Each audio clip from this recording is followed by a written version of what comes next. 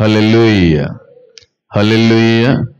దేవుని యొక్క మహా ఉన్నతమైనటువంటి కృపను బట్టి 2024వ సంవత్సరం అంతటినీ కూడా పూర్తి చేసుకుని 2025వ సంవత్సరంలోకి ప్రవేశించడానికి అనుగ్రహించిన కృపను బట్టి దేవుని ఎంతగానో మహింపరుస్తున్నాను.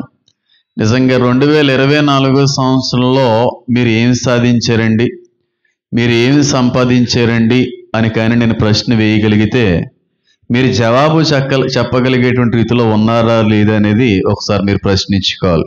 ఎందుకనంటే సంవత్సరములు తరబడి సంవత్సరం వెంబడి సంవత్సరములు గతించిపోవచ్చున్నవి, కానీ మనం సంవత్సరంలో ఒక్కొక్క సంవత్సరంలో మనం ఏం సంపాదించుకున్నాం, ఏం సాధించుకున్నాం, వేటిని విడిచిపెట్టాం అనేటువంటిది కానీ ఏమైనా లెక్కలు వేసుకుంటే ఈయన సమాధానం చెప్పగలరంటారా? 2023వ సంవత్సరం గురించి నేను ఏమి మాట్లాడాలనుకోవట్లేదు, కానీ 2024వ సంవత్సరంలో ఇంచుమించు 12 నెలల్లో కూడా పూర్తి చేసుకుని ఇంకొక గంటలో 2025వ సంవత్సరంలోకి వెళ్ళిపోతున్నాం. అంటే సుమారుగా 365 రోజులు పూర్తి చేసుకున్నాం. 12 నెలలు పూర్తయినాయి. ఒక సంవత్సరం అనేటువంటిది కూడా సంపూర్ణంగా పూర్తి చేసుకున్నాం. అంటే 365 రోజుల్లో మీరు ఏం సాధించారు, మీరు ఏం సంపాదించారు, ఈ సంవత్సరంలో చెప్పుకోవడానికి ఏదైనా సాధించారా లేదా అని అడిగితే ఏమిటి, 2024వ సంవత్సరంలో నేను ఇది సాధించానండి, నేను ఇది సంపాదించానండి, ఈ విషయంలో చాలా నేను బాగుపడ్డానండి, ఈ సంవత్సరంలో ఈ విధంగా నాకు మేలు జరిగిందండి అని చెప్పగలిగే వారు ఎవరన్నా ఉన్నారా? నేను అడుగుతున్నాను, 2024వ సంవత్సరంలో మీరు ఏమైనా కొత్త విషయాన్ని కానీ కొత్త దాన్ని కానీ ఏమైనా సంపాదించారా, ఏమన్నా సాధించారంటే నేనైతే మాత్రం ఖచ్చితంగా చెప్పగలను, లెక్కలేనన్ని విషయాలు, లెక్కలేనన్ని ఆత్మీయ సంగతులు, నిగూఢమైనటువంటి మర్మాలని దేవుని మూలంగా నేర్చుకోవడానికి దేవుడు కృప అందించడని అంటాను. 2024వ సంవత్సరం మర్చిపోలేని సంవత్సరం అనేటిది. ఎందుకంటే ఇప్పటి వరకు కూడా నా పరిచర్లకు అనుభవాలన్నీ ఒక ఎత్తు అయితే 2024వ సంవత్సరం పరిచర్య సంవత్సరం మాత్రం మరింత పరిపక్వతలోకి నన్ను నడిపించిందని అంటాను. నిజంగా ఆత్మీయ స్థితిలో కావచ్చు, లేఖనాల్ని అర్థం చేసుకునేటువంటి విషయంలో కావచ్చు, దేవుని యొక్క ఆలోచన విధానాన్ని గ్రహించేటువంటి విషయంలో కావచ్చు, లేఖనాల్లో దాచబడినటువంటి అనేక మర్మాలని వెలికి తీసేటువంటి విషయంలో కావచ్చు, నేను అనేకమైన విషయాల్ని సంపాదించాను, సాధించాను, నేర్చుకున్నానని చెప్తాను. అయితే మిమ్మల్ని ఎవరిని కూడా నేను బ్యాడ్ చేయాలన్న ఉద్దేశంతో మాటని అడగట్లేదు, కానీ 2024వ సంవత్సరంలో మీరు ఏం సాధించారు, మీరు సంపాదించి సాధించామన్న వాళ్ళు ఏమన్నా ఉంటే చెప్పే ప్రయత్నం చేయండి. పోనీ 2024వ సంవత్సరం మీకు ఏమన్నా నేర్పించిందంటే ఈ సంవత్సరం మాకు మంచి పాఠం నేర్పించిందండి అన్న వాళ్ళు ఎవరన్నా పోనీ చెప్పండి. నాకైతే చాలా పాఠాలు నేర్పించింది అనుకోండి, అడుగుతున్నాను అంతే.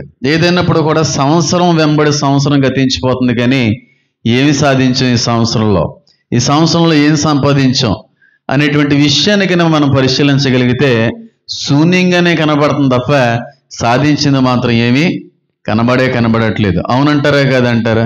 అంటే ఇంకొక గంటలో 2024వ సంవత్సరాన్ని విడిచిపెట్టి 2025వ సంవత్సరానికి వెళ్ళిపోతా ఉన్నాం. అంటే మళ్ళీ మన జీవితంలో 2024వ సంవత్సరం అన్నది ఎప్పటికీ కూడా కనబడదు. ఎందుకంటే పూర్తిగా దాన్ని విడిచిపెట్టేస్తున్నాం, దాన్ని వదిలిపెట్టి 2025కి వెళ్తా ఉన్నాం. దానివల్ల మనకు వచ్చేటువంటి మేలు ఉందంటే ఖచ్చితంగా దేవుని కృపను బట్టి మేలే అని అంటాను. వీటితో పాటుగా 2024వ సంవత్సరాన్ని విడిచిపెట్టడంతో పాటుగా నాకు తెలిసి మరి ఇప్పుడు ముగ్గులు వేస్తున్నారో లేదో నాకు తెలియదు, కానీ నూతన సంవత్సరంలో 31st నైట్న అందరూ కూడా బయట ముగ్గులు వేస్తూ ఉంటారు. Happy new year, bye 2024, welcome 2025 అని చెప్పి ముగ్గులు వేస్తూ ఉంటారు. ఉన్నాయో లేదో నాకు తెలియదు, కానీ ఇంక బాయ్ చెప్తున్నారంటే దాని అర్థం ఏంటి?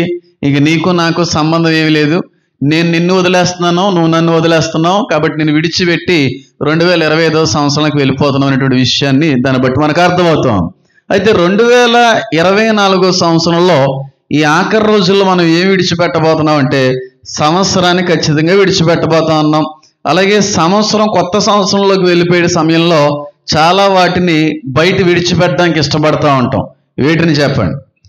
కొత్త సంవత్సరంలోకి వెళ్తున్నప్పుడు పాత సంవత్సరాల్లో జరిగినటువంటి, కొన్నటువంటి, వాడినటువంటి, ఉపయోగించినటువంటి అనేక వాటిని మనం బయట విడిచిపెట్టేస్తూ ఉంటాం. వీటినట్లని కబోర్డు క్లీన్ చేసాం అనుకోండి, కబోర్డులో పాత పేపర్లు ఏం చేస్తాం, బయట విడిచిపెట్టేస్తూ ఉంటాం. బట్టలు కానీ బాగా చిరిగిపోయినాయి అనుకోండి, బట్టలు కానీ బాగా పాతవైపోయాయి అనుకోండి, నూతన సంవత్సరంలోకి వెళ్ళే ముందు ఆ బీరువా సర్దే సమయంలో వాటన్నిటినీ కూడా ప్రక్కకు తీసుకుని వాటిని ఎవరికైనా ఇచ్చి విడిచిపెట్టడానికి ఇష్టపడతా ఉంటాం. బూజుని విడిచిపెడతా ఉంటాం. అలాగే చాలా వాటిని కొత్త సంవత్సరంలోకి వెళ్తున్నప్పుడు విడిచిపెట్టేటువంటి ప్రయత్నాలు చేస్తూ ఉంటాం. కానీ బైబిల్లో కొన్ని విడిచిపెట్టవలసినటువంటి విషయాల గురించి ప్రస్తావన చేయడానికి దేవుడు ఇష్టపడతా ఉన్నాడు.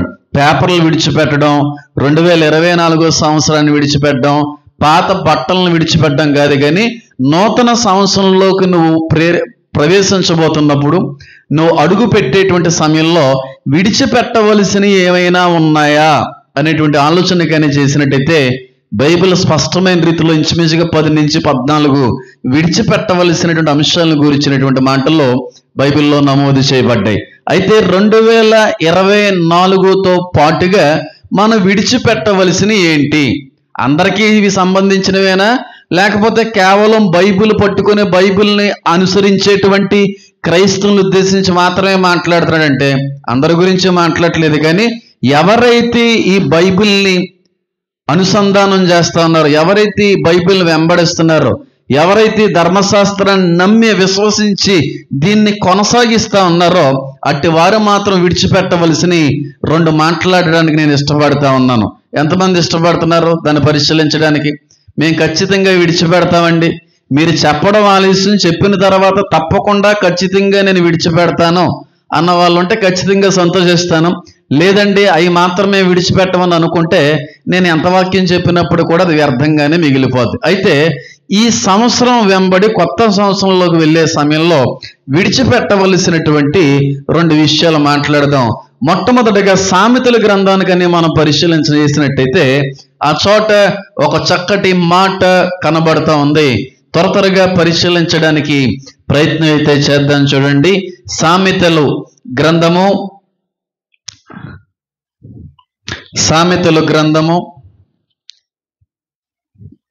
17వ అధ్యాయము, సామెతలు గ్రంథము 17వ అధ్యాయము 14వ వచనానికైనా మనం చదివితే అక్కడ ఒక చక్కటి మాట భక్తుడు రాయడానికి ఇష్టపడుతూ ఉన్నాడు. ఆ మాట నేను చదివే ప్రయత్నం చేస్తాను. జాగ్రత్తగా వెంబడించడానికి మీరు ప్రయత్నం చేయండి. జాగ్రత్త గమనించండి. కలహారంభము నీటిగట్టున పుట్టు వివాదము అధికము కాకమునిపే దాన్ని ఏం చేయాలి? విడిచి పెట్టాలి.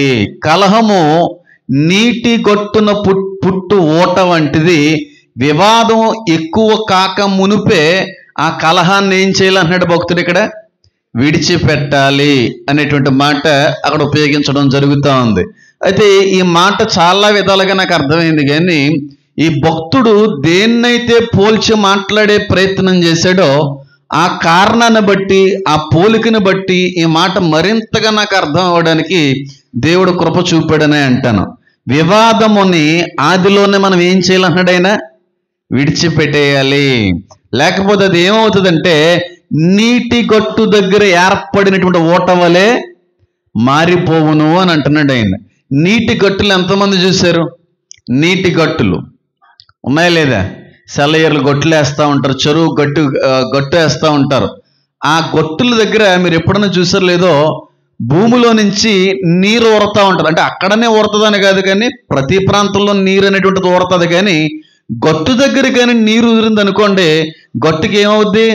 చాలా భయంకరమైన ప్రమాదం వచ్చేస్తుంది. ఎందుకంటే ఊరి ఊరి ఊరి ఎప్పుడైతే నీటి యొక్క ఉద్రిక్తత పెరుగుతుందో నెమ్మదిగా ఆ గొట్టును ఏం చేస్తుంది? నీటి అంతా కూడా చెప్పాలి బ్రద్దలు కొట్టేస్తుంది. ఒక్కసారి ఆ నీరు ఆ గొట్టును బ్రద్దలు కొట్టి బయటికి వెళ్ళే ప్రయత్నం చేస్తే మళ్ళీ ఇంకెవరో కూడా నీటిని ఏం చేయలేరు, అదుపు చేయలేము అనేటువంటి ఉద్దేశం ఆ మాటను బట్టి మనకు అర్థమవుతా ఉంది. వివాదము నీటి గట్టు దగ్గర ఏర్పడినటువంటి నీటి ఓట వంటిది. ఆ ఓట మళ్ళీ మనం కంట్రోల్ చేయలేము అన్నాడు ఆయన. కాబట్టి వాక్యం సెలవిస్తున్నటువంటి విషయం ఏంటంటే, గొడవలు కావచ్చు, వివాదాలు కావచ్చు, మనస్పర్ధలు కావచ్చు, అవి ఏవైనా సరే నువ్వు ఆదిలోనే వాటిని పరిష్కరించుకోలే, ఆదిలోనే వివాదాన్ని సద్దుమణుగు చేసే ప్రయత్నం చేయాలి. కానీ దానికి టైం ఇచ్చావనుకో, మళ్ళీ జీవితంలో దాన్ని కాంప్రమైజ్ చేసే అవకాశం ఉండదు.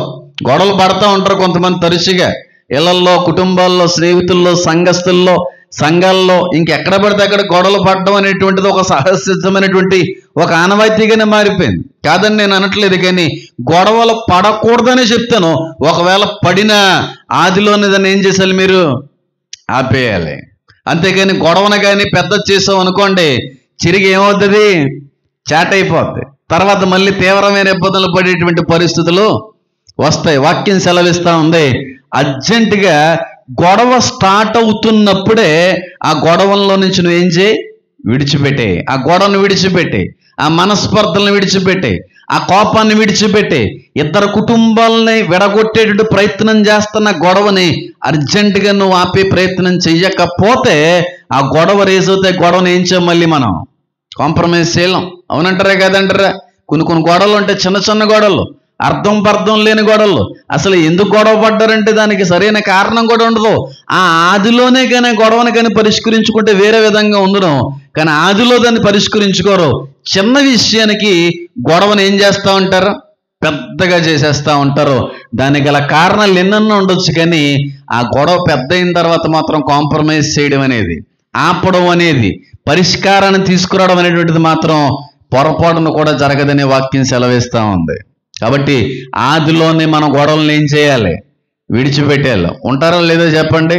చాలామంది చిన్నదానికి పెద్దానికి ఏం చేస్తూ ఉంటారు, ఇళ్లల్లో రాద్ధాంతం చేస్తూ ఉంటారు. గొడవకి కారణాలు ఏముండవు. చిన్న చిన్న విషయాలకి, కూరలో ఉప్పు లేదని, కూరలో కారం తక్కువైందని, లేకపోతే మరొకటని, భర్త గారు వచ్చే సమయంలో పాలు ప్యాకెట్ తీసుకురాలేదని, చిన్న చిన్న విషయాలకి సరైన కారణం కూడా ఉండదు. దానిలో చిన్న చిన్న వ్యర్థమైనటువంటి కారణాలను బట్టి గొడవలు పెట్టుకున్న గొడవలను ఏం చేస్తూ ఉంటారో చివరికి డైవర్స్ వరకు కూడా తీసుకుని వెళ్ళిపోయేటువంటి భార్య భర్తలు లేరంటారా? చిన్న చిన్న విషయాలకి మా అమ్మగారు ఎప్పుడూ కూడా ఒక మాట అంటూ ఉంటారు, నాకు చాలా నచ్చుతూ ఉంటుంది. ప్రసన్న గారు, నేను ఒకవేళ ఏ సమయం అందైనా కొంచెం కోప తాపాలతో, మన స్పర్ధలతో మాట మాట్లాడుకునేది కొంచెం ఎక్కువ అవుతున్నటువంటి సమయంలో మా అమ్మగారిని ఏకైక మాట ఏదన్నా ఉందంటే, చాలు ఇంకా మాట్లాడించాలు, ఇంకా అరిసించాలు, ఆగిపోండి అంతే, అంతకుమించి ఏం మాట్లాడేది కదా ఆవిడ. అయితే ఆ సమయంలో నాకు పెద్దగా అర్థమయ్యేది కదా, కానీ కొంచెం వయసు వచ్చిన తర్వాత నాకు బాగా అర్థమైంది ఆగిపోవడం వల్ల ఎన్ని ప్రయోజనాలు ఉన్నాయో అనేటువంటి విషయం. ఏదైనా కోప్పడ్డాను అనుకోండి, ఆ కోప్పడుతున్నప్పుడు ఏమనేది కదమ్మ, తప్పేమీ లేదు, ఆవిడ తప్పు చేసింది కాబట్టి నువ్వు సరి చేయడం మంచి విషయమే, కోప్పడడం మంచి విషయమే అని అక్కడతో ఏమనేది కాదు. కానీ రెండో మాట మూడో మాట కానీ కలిసినప్పుడు వెంటనే మా అమ్మగారు అనే మాట ఏదైనా ఉందంటే, ఇంక చాలు ఎక్కువ మాట్లాడకండి, ఆగిపోండి అని చెప్తూ ఉండేది. ఈ రోజున అలా గొడవలు స్టార్ట్ అవుతున్నప్పుడు ఆగిపోండి అనేటువంటి వాళ్ళ కంటే కూడా వెనకాల నుంచి ఏం పెడుతున్నారు, పుల్లలు పెట్టేసి, కిరసనాలు వేసేసి, పెట్రోల్ వేసేసి, దాన్ని వేసేయి, దాన్ని అసలు పెళ్లి చేసుకోవద్దని చెప్పానురా, నేను దాన్ని అసలు ఇంట్లోకి రానవద్దని చెప్పానురా. అది వచ్చిన దగ్గర నుంచేరా మన ఇళ్ళల్లో ఏమైపోయింది, మనశ్శాంతి పోయింది. కాబట్టి కొట్టుబాబు 4 ఎక్కువ వేయి బాబు అని చెప్పి కొంతమంది అత్తయ్యగారులు అయితే ఆ కొడుకులకి ఎంత బాగా కిర్రెక్కిస్తూ ఉంటారో. అది బయట ఎక్కడన్నా జరిగింది అనుకోండి, పెద్ద విషయం ఏం కాదు, కానీ క్రైస్తవ సమాజంలో కూడా ఉంది ఇలాంటి దరిద్రమైనటువంటి అనుభవాలు. అత్తగారి మూలంగా కుటుంబాలు పాడేటువంటి పరిస్థితులు, అత్తగారి మూలంగా కోడల యొక్క జీవితం నాశనమయ్యేటువంటి పరిస్థితులు, ఏమీ లేని కారణాలను బట్టి ఇరు వ్యక్తుల మధ్యన కూడా భయంకరమైన మనస్పర్ధలు రావడంలో ఉన్న పరిస్థితులు కూడా చాలానే కనబడతా ఉన్నాయి. ఈ రోజు ఆదిలోనే గొడవ రేజ్ అవుతున్నప్పుడు ఏం చేయాలి, ఆపేయాలి. అది చిన్నదైనా, ఏ కారణం లేనిదైనప్పుడు కూడా చిన్నగా స్టార్ట్ అవుతున్నప్పుడు దాన్ని ఆపేస్తే పెద్ద ప్రమాదం ఉండదు, కానీ అడవంతా తగలపట్టేసేంతగా మారిపోయిన తర్వాత నువ్వు ఆపుదామన్నా సరే ఏమవ్వయి నేను మొన్న హైదరాబాద్ ఇంటర్వ్యూకి వెళ్ళి వచ్చేస్తున్నప్పుడు ఇంచుమించు నేను విజయవాడ ఏదో క్రాస్ అయ్యాను. విజయవాడ ఏదో క్రాస్ అయ్యి వచ్చేస్తుంటే అప్పటికే నేను భోజనం చేశాను, టిఫిన్ చేసాం, మొత్తానికి ఏదో చేసాం. అయితే చెక్ పోస్ట్ దాటిన తర్వాత అక్కడ స్వీట్ కార్ను, ఈ కొబ్బరి బొండాలు ఇలాంటివి కనబడ్డాయి అక్కడ. కాబట్టి ఎలాగే మనం ఈ 3-4 డేస్ నుంచి ఆ బిర్యానీస్ తినేస్తున్నాం కనుక ఆ కొబ్బరి బొండం తాగితే కొంచెం ఏమన్నా చలవ చేస్తుందేమని చెప్పి పక్కన ఆపేసి చాలామంది అక్కడ కార్లన్నీ ఆపేశారు. కొబ్బరి బండలు తవ్వుతుంటే నేను కారు ఆపేసి వెళ్ళిపోయి కొబ్బరి బండల తోటి దగ్గరికి వెళ్ళి 2 కొబ్బరి బండలు ఇవ్వండి అని చెప్పి అన్నప్పుడు ఆయన ఇచ్చాడు. ఎంత అంటే 30 రూపాయలు అన్నాడు. ఎందుకో సరదాగా తగ్గించండి అని అన్నాను. తగ్గించండి అని అన్నప్పుడు నాకు ఒక సిచ్యువేషన్ గుర్తొచ్చింది. టీవీలోనే చూసినది. తర్వాత నాకు అనిపించింది, అనవసరంగా అన్నాను రా బాబు తగ్గించమని, ఇలాంటి విషయాలు చాలా దూరం వెళ్తాయని చెప్పి. కొబ్బరి బొండం దగ్గరికి వెళ్ళిన వ్యక్తి బేరం ఆడుతున్నటువంటి సమయంలో మాట రేజ్ అయ్యి కొబ్బరికాయ కత్తి తీసి కొబ్బరికాయ కొనడానికి వచ్చిన వ్యక్తిని నరికేశాడు. నాకు అది గుర్తొచ్చింది. ఇదే ఆ కత్తి నా మీద కానీ పడిపోద్దేమో రా బాబు అని చెప్పి ఏం మాట్లాడలేదు. మీరు ఎంత అంటే అంతే, 30 కాకపోతే 40 ఎత్తాను కానీ మాట్లాడలేదు. వెళ్ళిపోయేటప్పుడు అయినా బాబు వద్దు బాబు, ఒక 25 రూపాయలు ఇవ్వండి బాబు అన్నప్పుడు భారతల బాబు అనుకున్నాను. ఎందుకంటారు చిన్న చిన్న విషయాలు ఏముండదు, కొంచెం వెంటనే ఆయన సీరియస్ అవ్వచ్చు. ఏమో ఆయన ఎండలో నిలబడి పని చేస్తున్నాడు కదా, లేకపోతే నేను మాట్లాడిన మాట ఆయనకి బాధ అనిపించచ్చేమో, ఆయన కష్టపడి తీసుకుని వచ్చినటువంటి కారణాన్ని బట్టి కొంచెం గాయపడొచ్చేమో. ఆ మాటను బట్టి ఎలా కనబడుతున్నావు, ఉత్తినే కానీ వచ్చాయనుకున్నావా, నీ మొఖం చూసుకున్నావా, కింద నుంచి పైన ఎప్పుడన్నా చూసి ఇలాంటి ఏమన్నా కుసుకులు తీసాడు అనుకోండి, మనం ఏం చేస్తాం, మనం ఎదుటని ఎత్తాం. వెంటనే ఆ చిన్న గొడవ కాస్త ఎక్కడికి వెళ్ళిపోతాం, కొబ్బరి బొండం గొడవ కాస్త ఐసీయూలోకి వెళ్ళిపోతాం, పోస్ట్ మార్టంలోకి వెళ్ళిపోయాల్సిన పరిస్థితులు వస్తాయి. చిన్న చిన్న కారణాలు సరైనవి కూడా ఉండవు, బలమైన కారణాలు కూడా ఉండవు, కానీ చిన్న కారణాలండి. ఉప్పు లేదని గొడవ పెట్టుకోవడం, అది డైవర్స్ వరకు వెళ్ళిపోవడం. కారణం లేదని చెప్పి గొడవ పెట్టుకోవడం, డైవర్స్ వరకు వెళ్ళిపోవడం. వచ్చేటప్పుడు పాలు ప్యాకెట్ తీసుకురాలేదనేటువంటి చిన్న కారణాలను బట్టి గొడవలు పెట్టుకుని పెద్ద పెద్ద విషయాలు చేసుకున్నటువంటి వ్యక్తులు కూడా లేకపోలేదు. గొడవలో పడడం అనేటువంటిది సహజసిద్ధంగా ప్రతి మానవుని మధ్యన కూడా జరిగేదే. కానీ ఏ గొడవ మొదలైనా ప్రారంభమైనా ఆదిలోనే దాన్ని మీరు ఏం చేయాలి, ఆపేసుకోవాలి, వెంటనే పరిష్కరించుకోవాలి. అందుకే అంటాడైనా, సూర్యుడు అస్తమించులోపు ఏమైపోవాలి, కోపం చల్లారిపోవాలి, ఇద్దరికిద్దరు కూడా క్షమాపణలు చెప్పేసుకోవాలి, గొడవను ఏం చేయాలి, వెంటనే కాంప్రమైజ్. మళ్ళీ ఇంకా లేట్ చేయకూడదు. మళ్ళీ తెల్లారిన తర్వాత సారీ చెప్దాం అని అనుకుంటే ఈ లోపల సాతన గడుకని దూరేసి ఆడికి నువ్వు సారీ చెప్పడం ఎందుకురా, నీ తప్పేముందరా, నువ్వు కరెక్ట్గానే మాట్లాడావు కదరా అని చెప్పి సారీ చెప్పాలనుకున్న నీకే మనసు మార్చేస్తాడేమో. ఒకవేళ అవతల వ్యక్తినే అయ్యో నేనే తప్పు చేసినటువంటి భావనలో ఉండుండొచ్చు వ్యక్తి, అప్పటికప్పుడు సారీ చెప్పుకుంటే ఏముండదు, పొద్దున చెప్తానండి, రేపు ఎదురైనప్పుడు చెప్తానండి, ఈ లోపల కక్షలు పెరిగిపోకుండా ఉంటే చాలా మంచిది అంటాను. చిన్నదానికి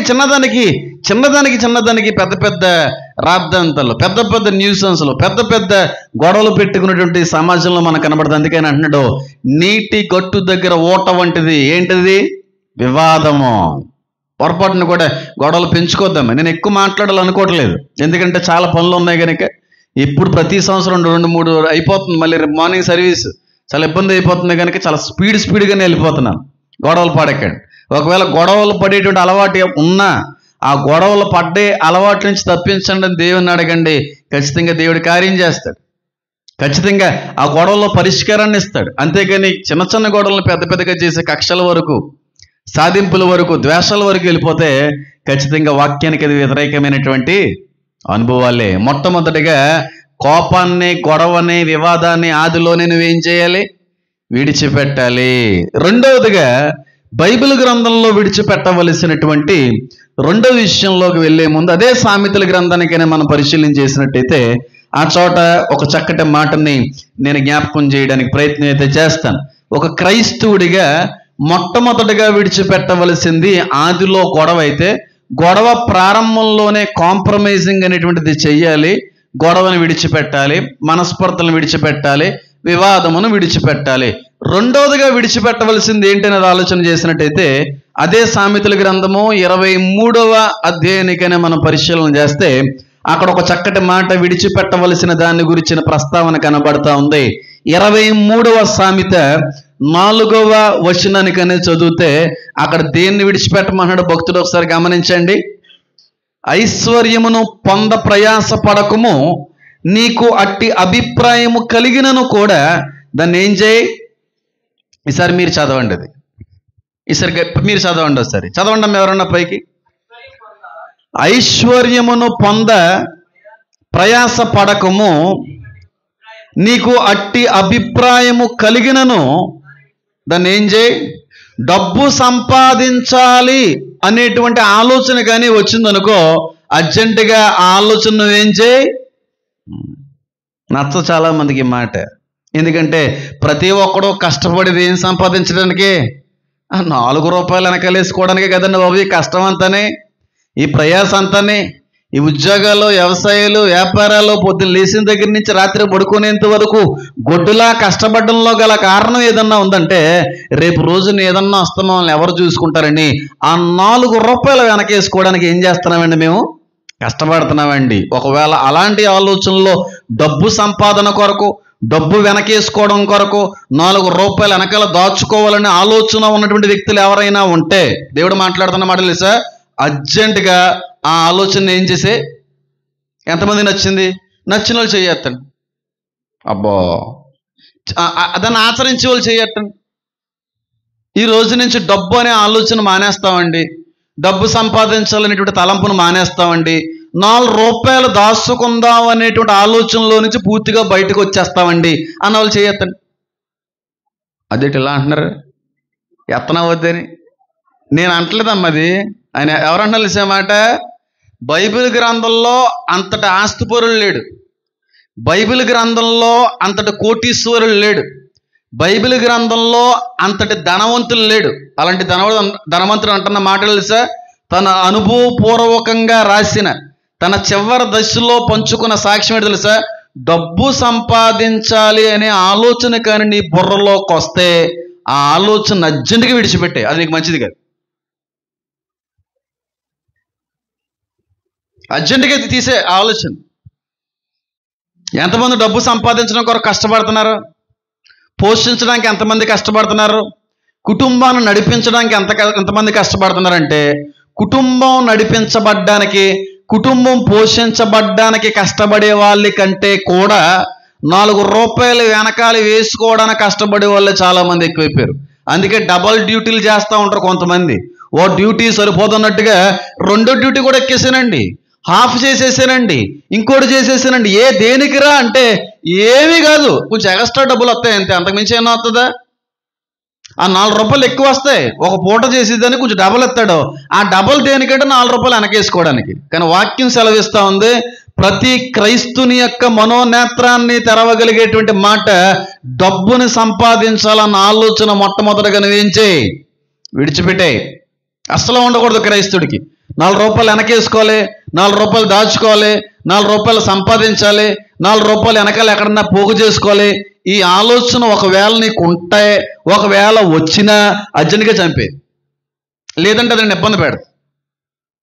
ఎంతంత కష్టపడుతున్నారండి కొంతమంది.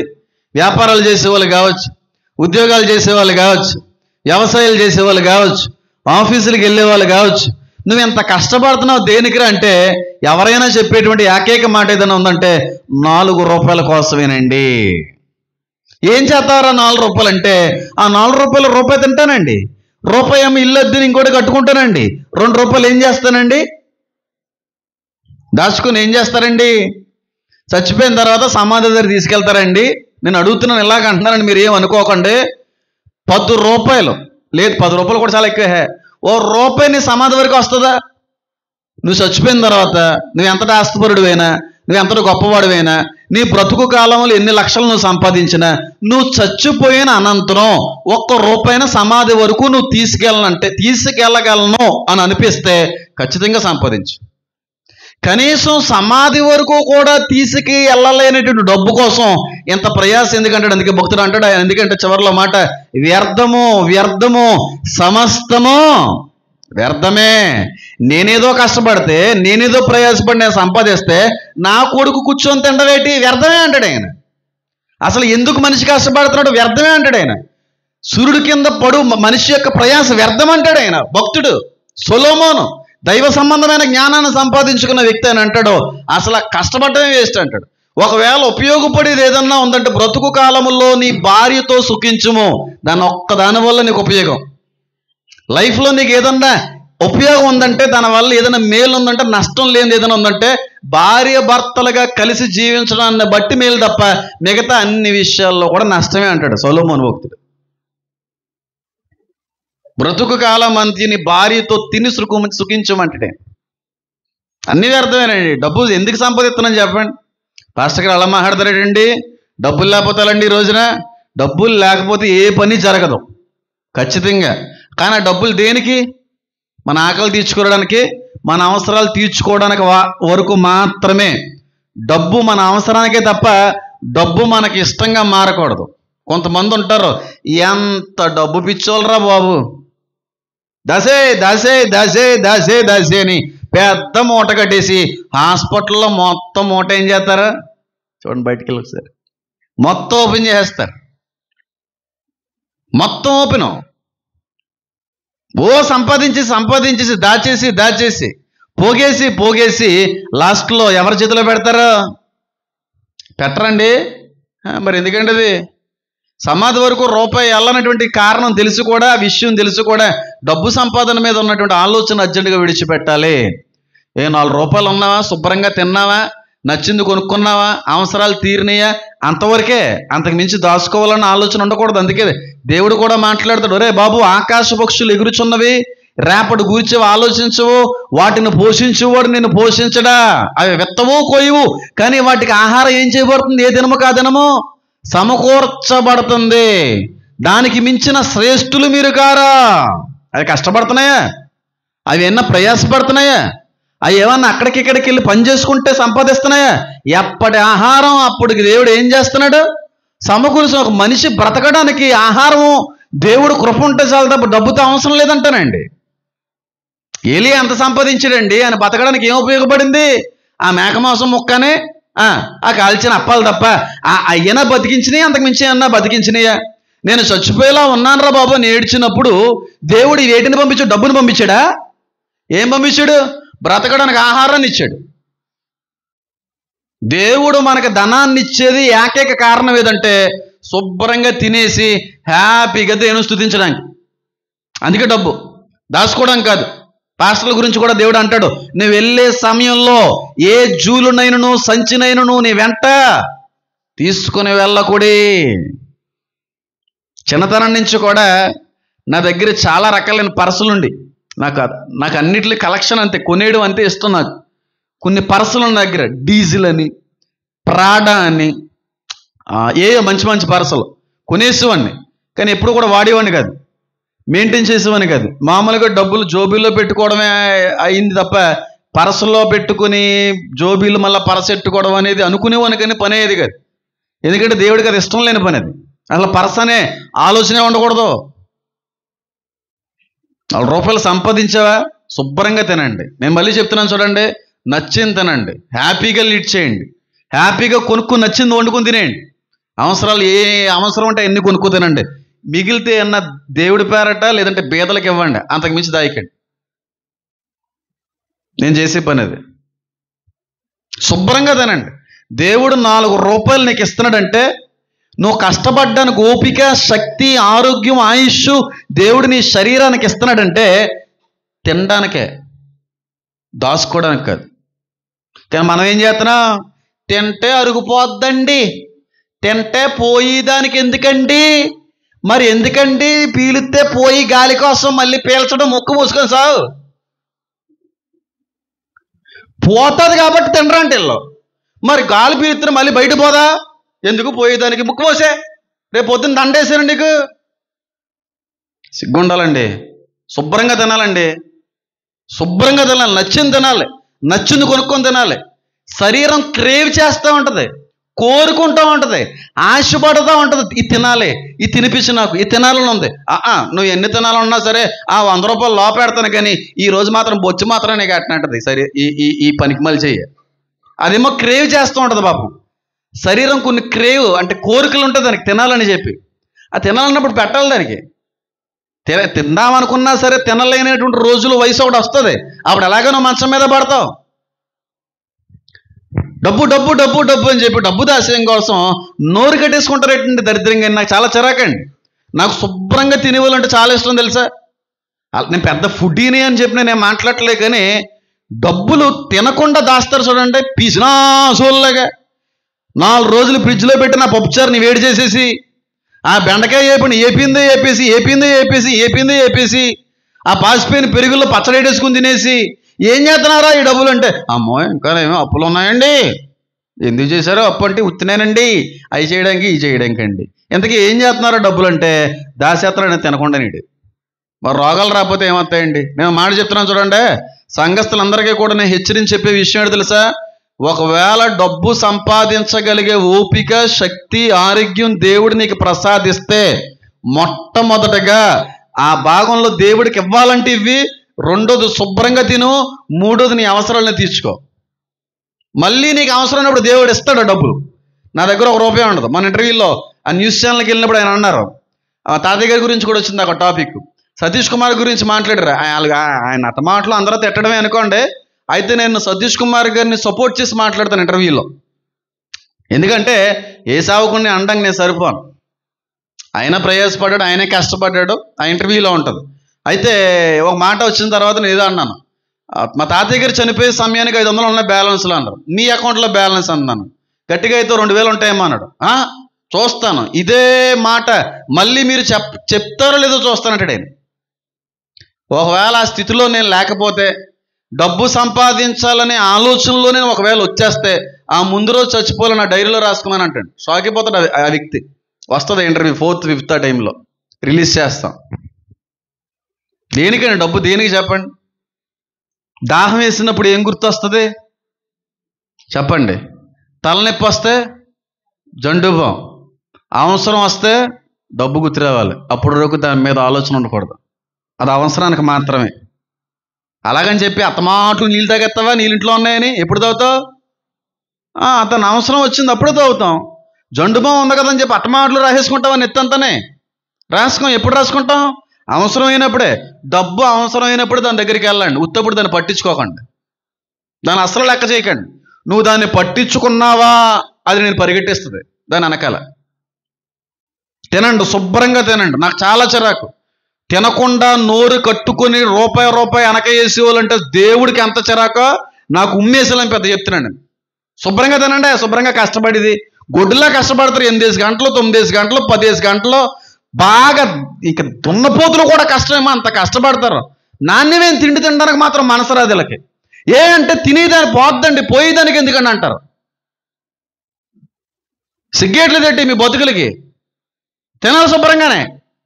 దాయకండి డబ్బులేయని దాయమన్న వాళ్ళు చేతులెత్తండి. పోలే దాస్తారా దాయరు నాకు తింటామన్న వాళ్ళు చేతులెత్తండి ఒక కనీసం శుభ్రంగానే. ఓ మొక్క తెస్తారండి, ఒక కొట్టించితే ₹50 చికెను. ఆ ₹50 చికెను పొద్దున్న, మధ్యాహ్నం, సాయంత్రం మొత్తం సర్దేస్తారు వాళ్ళు. ఒరా 2-3 ముక్కలు తింటే వచ్చేద్దరా, ఓ ముక్కలో చారేసి. తినే వయసులో పిల్లలు తినకపోతే ఎలాగండి? చిన్న చిన్న పిల్లలు, ఎదిగే పిల్లలు శుభ్రంగా పెట్టద్దు.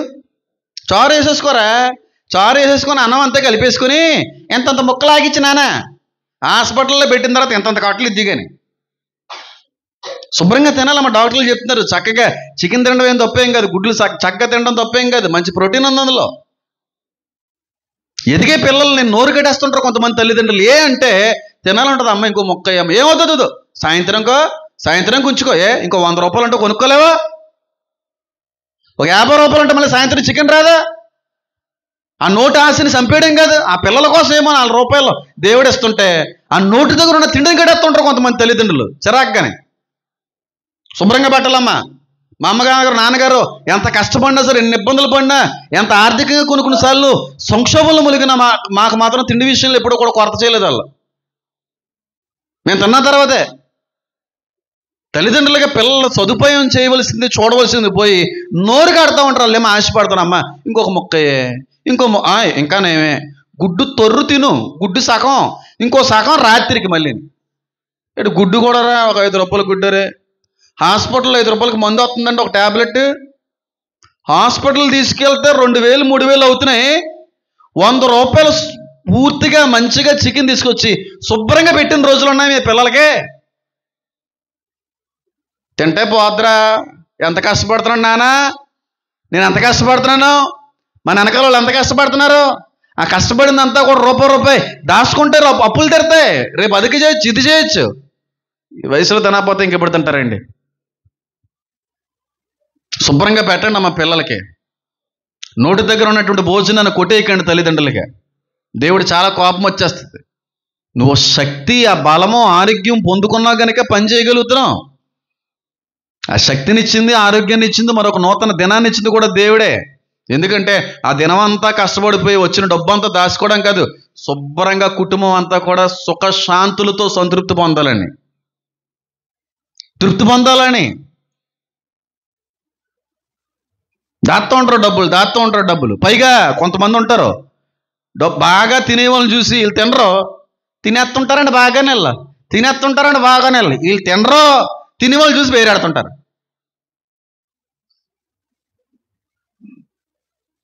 ఉంటారా? శుభ్రంగా తినండి. మళ్ళీ చెప్తున్నాండి, ఎలా తినాలి? శుభ్రంగా. నవ్వుతారేట్రా? నేను చెప్తలేదురా, బైబిల్ చెప్తుంది. అది డబ్బు సంపాదించాలన్న ఆలోచన ఒకవేళ ఉంటే నీకు అర్జెంటుగా దాన్ని ఏం చేయమన్నాడైనా? విడిచిపెట్టు.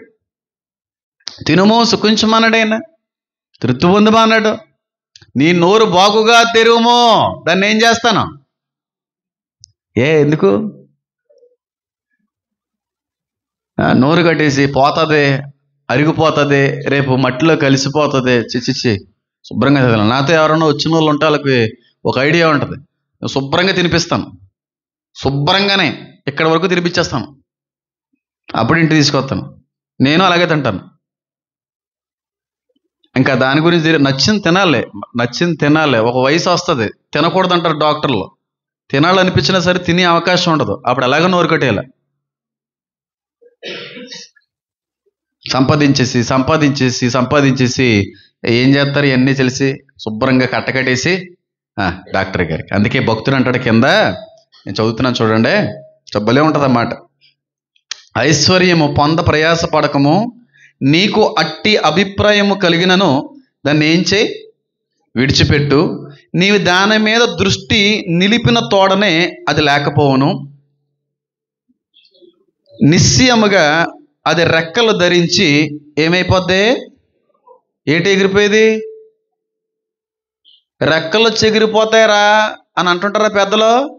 ఎప్పుడైనా చూసారా మీరు డబ్బులకి రెక్కలు వచ్చి ఎగిరిపోవడం? నేను బోల్సార్లు చూశాను, బాగా చూసేసానండి. పండిపోయినండి బాబు, అందుకే నేను డబ్బులు లెక్క చేయను. అందుకే మీరు వచ్చి ఒక 500 చింపేమన్నా అంటే మీది కాదు నాకైతే ఈజీగా చింపుతాను. మన యాంకర్ గారు కూడా చింపేస్తానంటే చింపేస్తారా అన్నాడు. తీయండి మీ పర్సలు, నా పర్సు ఎందుకు తీస్తానండి? మన పర్స్ తేలేదు, ఎక్కడ పర్స్ దగ్గర చూడదు నాకన్నా. భలే చెప్తున్నారు మీరు. అవి ఉంచుతాడో లేదో తెలియదు కానీ నాకు. డబ్బులు వచ్చి ఎగిరిపోతాయి అని పెద్దలు అనేవారు, మా అమ్మగారు అనేవారు. డబ్బును ప్రేమించావంటే ఖచ్చితంగా దానికి రెక్కలు వస్తాయండి. డబ్బుని కానీ నువ్వు ప్రేమించలేదంటే మాత్రం ఉన్న చోటేది ఉంటుందండి. డబ్బుని మీద కానీ ఆపేక్ష పెంచుకుంటే ఖచ్చితంగా రెక్కలు వస్తాయి.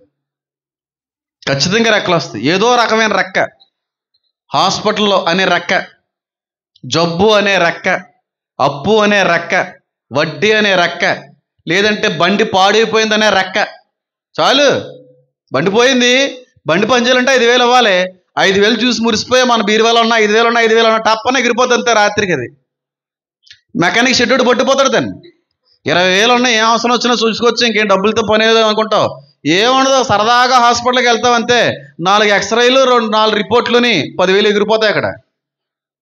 ఎంతంటే జబ్బు ఎగిరిపోవడం అది విషయమా? అప్పుడు బాధేస్తుంటాడు భక్తుడు. అందుకే దాని మీద నువ్వు దృష్టి నిలిపి ఉన్నావు కనుక అది ఎగిరిపోవును అన్నాడు ఆయన. చాలాసార్లు నా జీవితంలో నేను మాట చెప్తున్నాను చూడండి, నేను డబ్బులో పుట్టాను, డబ్బులో పెరిగాను, డబ్బులోనే కొనసాగాను దేవుళ్ళలోకి వచ్చే వరకు కూడా. డబ్బులో పెరిగి, డబ్బులో పుట్టి, డబ్బులో కొనసాగిన వ్యక్తి దగ్గర డబ్బులు లేకపోతే బతకడం చాలా కష్టం, నలిగిపోతాడు డబ్బు లేకపోతే. వాటన్నిటిని జయించి ఈరోజు ఇక్కడికి వచ్చిన వ్యక్తిగా చెప్తున్నాను, డబ్బు మీద కానీ పిచ్చెట్టుకున్నారా, అది లేకపోతే మాత్రం మీరు పిచ్చోళ్ళు అయిపోతారా. అస్సలు దాన్ని వెంబడించకండి, అస్సలు దాన్ని లెక్క చేయకండి. నేను చెప్తున్నాను, ఎందుకు పనిచేయదు ఆ డబ్బు? ఎలా ఉండి అలా పోతున్న ప్రాణం ఎందుకు వచ్చిందండి? ఇక మొన్న ఈ అయ్యగారు తన మాట్లాడిన రైల్వేలో ఆయన ఫ్లాగ్ ఊపే డ్యూటీ అయింది. బాప్తిస్టుని తీసుకునే ముందు ఇక్కడ కూర్చోబెట్టి మాట్లాడాను. కొన్ని ఇన్ఫర్మేషన్ నేను తీసుకుంటాను, తెలియని విషయాలు, ఎక్కడ ఇలాంటి విషయాలున్నా తెలియని జ్ఞానం ఏదన్నా ఉంటే సంపాదిస్తూ ఉంటాను. అలాగే అడిగాను కూర్చోబెట్టి, అంటే మీరు అక్కడ డ్యూటీ చేస్తూ ఉంటారో ట్రైన్ కింద ఎవరన్నా పడిపోతుంటారు కదా, ఏటి పరిస్థితి అంటే బోల్డ్ తీసానండి, ఇన్ని సేవలు తీశాను నేను అన్నాడు. ఆడవాళ్ళని తీసాను, మగవాళ్ళని తీసాను, పెద్దవాళ్ళని తీసాను, రీసెంట్గా మొన్న ట్రైన్ కింద పడిపోయారు, నేనే తీసానండి. నిమిషంలో పోతుంటుందండి ప్రాణం అని చెప్పానడే. బయటికి వెళ్ళిపోయాం. బాప్తీసం ఇచ్చే ముందు ఆయన రైల్వే గ్రూప్కి సంబంధించిన గ్రూప్ ఉంది ఆయన దగ్గర. ఆ గ్రూపులోకి ఇలాంటి యాక్సిడెంట్స్ అన్నీ వస్తూ ఉంటాయంట. చిన్నాళ్ళు కూడా చూసినట్టున్నారు. అందమైన అమ్మాయి అండి, జీన్స్ ప్యాంట్ వేసుకుని మంచి షర్ట్ వేసుకుని ఆ పక్కన లేస్ ప్యాకెట్లు కొనుక్కోవడానికి వచ్చింది. రైల్వే సీసీ కెమెరాలో పడింది. మాట్లాడుతా కొంటున్న వ్యక్తే ట్రైన్ కదిలిపోతుందని నడుచుకుంటూ సరదాగా హ్యాండిల్ పట్టుకుని ఎక్కే ప్రయత్నం చేసి సర్రం పోయింది కింద పట్టలకి. కన్ను రెప్ప పాటులో ఆ పిల్ల ముక్కలైపోయింది. బాగా డబ్బున్న అమ్మాయే, నాకు తెలిసిన నాన్నగారు ఆ పిల్ల పెళ్లి కొరకు చాలా సంపాదించి ఉండొచ్చు. ఎంతసేపు ఉందా ప్రాణం? మరి డబ్బు. మన కేరళలో 8th క్లాస్ చదువుతుందంట అమ్మాయి. చూసారా వీడియో? చాలా పెద్ద వైరల్ అయిపోయింది. అది కూర్చున్న అమ్మాయి 8వ తరగతి చదివి అమ్మాయి టుప్పేలం పడిపోయింది. ఎంతలో ఉండి అంతలో మాయమైపోయేటువంటి నీటి మీద ఆవిరి వంటిదిరా అన్నాడు దేవుడు. ఏం సంపాదించారంటే ఏం సంపాదించండి, డబ్బు సంపాదించండి, అంత ఆస్తి ఉందండి, వెనకాల ఎకరాలు ఉన్నాయండి, ఇది ఉండండి అది ఉందంటున్నా, కానీ దానివల్ల ఉపయోగం ఏదన్నా ఉందా? మరి ఏం సంపాదించాలి? సుగంధ తైలము కంటే మంచి అది సంపాదించు, మంచి పేరు సంపాదించు, మంచోడు అని చెప్పి లోకంలో మంచి సాక్ష్యాన్ని సంపాదించి, ఏ కష్టం వచ్చినా సరే నేను ఉన్నాను అని పలకగలిగే ఏకైక వ్యక్తి అండి అనేటువంటి ఒక మంచి మాదిరిని సంపాదించి. చాలా మంచోళ్ళండి వాళ్ళు. ఎప్పుడూ కూడా ఒక వ్యక్తిని ఒక మాట అనడం అనేటువంటిది మేము ఎప్పుడూ వినలేదండి. ఎప్పుడూ కూడా గొడవ పడడం అనేటువంటిది మేము వినలేదండి. ఎప్పుడూ కూడా ఇతరులకు సహాయం చేసే వ్యక్తి తప్ప ఎప్పుడూ కూడా ఒక వ్యక్తి నుంచి ఆశించే వాళ్ళు కాదండి. ఈ సంపాదించండి, అంతేకాని డబ్బుగా సంపాదించడం. అందుకే భక్తుడు అంటున్నాడు ఆయన, సుగంధ తైలము కంటే ఏది మేలు? మంచి పేరు మేలు. అది సంపాదించి. సుగంధ తైలం అని ఎందుకన్నాడంటే బాగా డబ్బు ఉన్నటువంటి వ్యక్తుల దగ్గర మాత్రమే ఆ రోజుల్లో సెంట్లు ఉంటాయి, అందరి దగ్గర ఉండే కాదు. అలాంటివన్నీ కూడా ఒకసారి ఒకనొక సమయంలో యేసుక్రీస్తు ప్రభు వారి దగ్గర కానుక రూపంలో వచ్చింది. వాటిని సైతం అమ్మగారు తన తలంటికులతో కడిగేయడం జరిగింది. అప్పుడు ఇస్కరియోతు యోధా అంటాడు, ఎందుకమ్మా దాన్ని అమ్ముకుంటే ఏమొస్తాయి? మంచి పేరు సంపాదించాను, నలుగురి దగ్గర మంచి సంపాదించాను. అది జీవితంలో నువ్వు బ్రతికుండగానే కాదు, చచ్చిపోయిన తర్వాత కూడా నీ కోసం మాట్లాడుతుంది. నీవు చేసిన మంచి, నువ్వు బ్రతికిన మంచి, నీ డబ్బు మాట్లాడతావు. నువ్వు బతుకున్నంతకాలం, లేదంటే డబ్బు పోయిన తర్వాత ఎవడో కూడా నిన్ను పట్టించుకోడు. కానీ నువ్వు చచ్చిపోయిన తర్వాత కూడా బ్రతుకుండేది ఏదన్నా ఉందంటే నువ్వు బ్రతుకున్న కాలంలో సంపాదించిన మంచి మాత్రమే. అది సంపాదించండి అమ్మా. అంతేగాని పిసినాసోల్లో తెరైపోయి ఏదో అంటారు సామెత, అది అనొచ్చు అనకూడదో కూడా తెలియదు. ఎంగిలి చేత్తో కాకిని కూడా కొట్టరండి కొంతమంది. ఏ అంటే ఆ కాకిని షూ అన్నప్పుడు ఎక్కడ ఆ అన్నం మీద పడిపోద్దని అంత పిసినాసోళ్ళు ఉంటారంట. అలా ఉండకండి. పిసినాసోళ్ళన్నా డబ్బు పిచ్చోళ్ళన్నా దేవుడికి ఎంత అసహ్యమో నాకంత చిరాకు. అందుకే అంటాడు ఆయన, ఒక ఒంటి సూది బెజ్జంలోంచైనా వెళ్ళిపోతుందేమో కానీ సులభమేమో కానీ ధనవంతుడు మాత్రం పరలోక రాజ్యానికి వెళ్ళడు. ధనవంతుడు అంటే డబ్బు సంపాదించినోడే, డబ్బు మీద ఆపేక్ష ఉన్నవాడే. ధనము ఎక్కడ ఉండునో నీ మనసు కాదే చెప్పండి.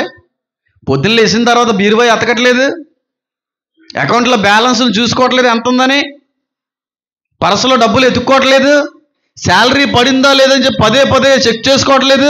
అంటే నీ మనసు ఎక్కడుంది?